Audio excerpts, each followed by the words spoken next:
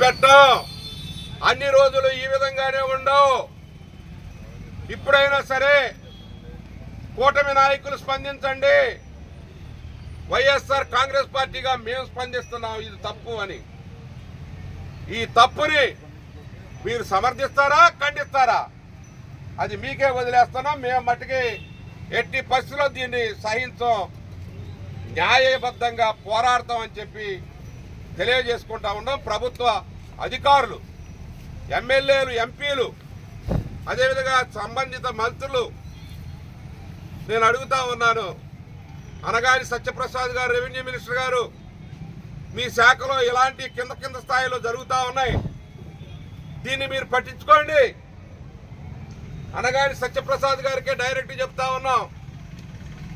ఎంత public property, ఎంత government అత్యధిక ధరలకి పోయేటటువంటి ఆలంపాట పెట్టినా మీరు మామూలుగా మా షావుకారులు కోరుకుంటారు మొత్తం. ఇక్కడ అలాంటి పరిస్థితి ఉంది. అట్లని కాదు, అది పబ్లిక్ పర్పస్గా వాడాలి. ఇక్కడ చివర మండలం ఇది. ఈ చివరి మండలం ఎంటైర్ ఎన్టీఆర్ జిల్లాలో చివరి మండలం. ఈ మండలంలో రేపు ఎవరన్నా ఆఫీసర్తో ఒక రివ్యూ పెట్టుకోవాలన్నా ఒక మంచి గెస్ట్ హౌస్ ఏమి లేదు.